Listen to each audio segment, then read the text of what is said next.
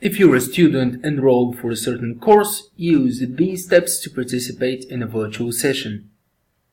Log into Moodle with your student account. Select the course you will be participating in. Click on the VEDAMO Virtual Classroom button. Once the session has been opened by a tutor, a green Join the Session button will appear. Please click on it.